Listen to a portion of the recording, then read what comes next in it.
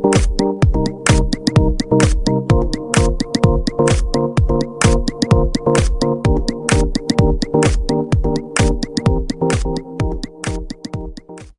YouTube, this is Colin, and today I'm going to teach you how to ride a motorcycle. So this video is actually for anyone who's thinking about getting a bike or who already has a bike but doesn't really know how to ride it. So I'm going to cover a lot of topics today, probably all the topics you need to know in order to ride a bike, and then I'm going to show some demonstrations, and you can also pause the video and practice these yourself. So by the end of this session, you should be able to ride a motorcycle. I'm 99% confident that if you follow everything that I say, you should be able to ride a motorcycle.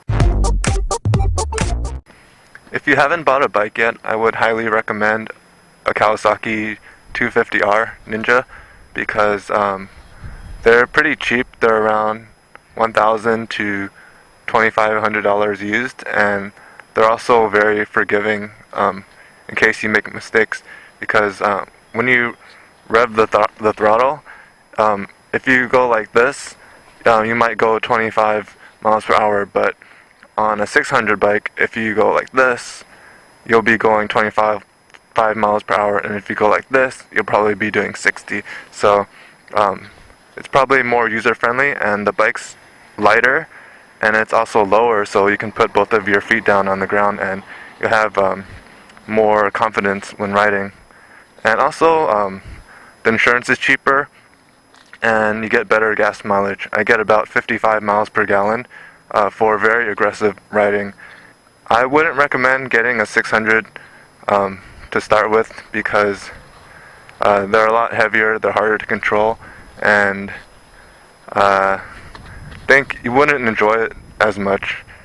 But it's up to you what you get. That's just my opinion. Some of you might also be wondering that the 250 might get kind of boring after a while, and that's kind of true. So there's also the 500cc Ninja, which also has more power, and I think it's easier to learn on. But I think whatever you do, you should probably get a used bike because you probably don't want to drop a brand new bike. And there's a saying of, it's not if you're going to drop your bike, but when. So yeah, used bikes are also a lot cheaper, and you probably wouldn't care if you dropped it as much as a brand new one. Also expect to spend around a couple $100 to $1,000 on gear. You don't want to go cheap on your gear because that's kind of your life that you're trying to protect, and I don't know if you want to go cheap on your life. I think it's better to spend more money on good gear than a bike, because with a bike you can always upgrade them. I've gone through 7 bikes, and I don't regret spending the money to buy good gear.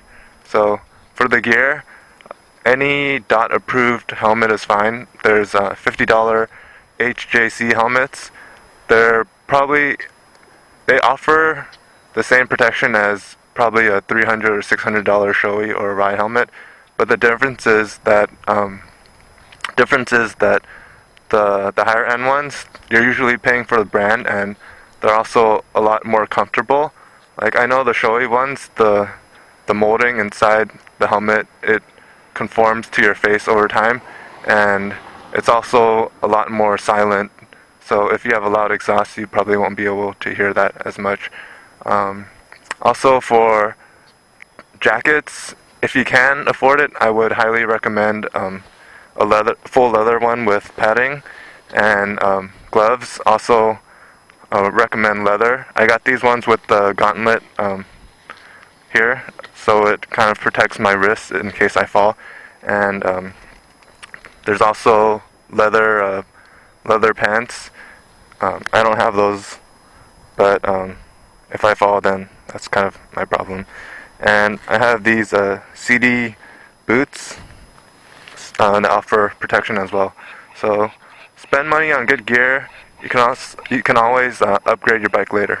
And if you're worried that people are gonna laugh at you for riding a 250, then I guess that's their problem, because you'll probably be able to become a better rider by learning on a easier bike, and yeah, you could probably like take them on a lot of corners too. And when you do upgrade a bike, you'll probably perform a lot better than them. So now I'm going to talk about the parts of a bike. So there's only 5 main things you need to worry about when riding. So on the left side, those are your shifting controls, and on the right side, those are your braking and throttle controls. So over here, we have the clutch lever, and down here we have the shifter. So the way the shifter works is that if you step downwards all the way down, you're in first gear. If you click it half a step up, you're in neutral. And then if you go up another half step, you're in second. And then each step up, you're going to third, fourth, fifth, sixth, and then going back down to 6, 5, 4, 3, 2. Half step is neutral, and then first. So on this side, we have the front brake.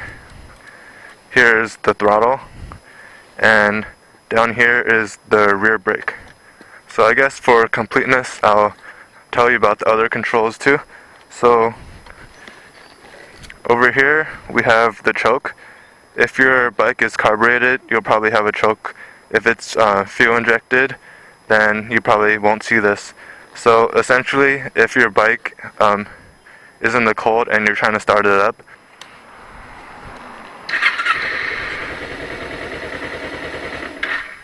you're gonna start the bike while adjusting this, and then your RPMs will shoot up. It essentially changes the fuel and air ratio so the bike can warm up, and you usually want to choke it for about 20 to 30 seconds, and then you can either ride with the choke on for a few blocks and then turn it off, or just turn it off and ride, but depends on the temperature, I guess, and you can just experiment to see what works for you. So here we have the high beam switch. Here we have the signals, this way, and to turn it off you push it in, and then we have the horn. And on this side we have the engine kill switch. So this is to turn it on, and when you're done riding you flip this and then you can kill the engine. And here's the starter. So here we also have the ignition. So there's 3 knobs. Yours might be different, but this is turning, well, it's on right now, but you can turn the bike off. And in order to lock it, we can't lock it now, we have to turn it this way and then turn it, and it's locked. So you can't move the handlebar. So if someone were to steal your bike, they can go around in circles, but they won't be able to move the bike straight. But they can also lift the entire bike and put it on a truck, so kind of screwed that way too. And this is the kickstand down there. So that's what holds the bike in place when your bike is parked. So hopefully you've brought your bike to an empty parking lot where you have a lot of space to go forward. And if you don't, I guess any non-busy street works too, but just watch out for cars.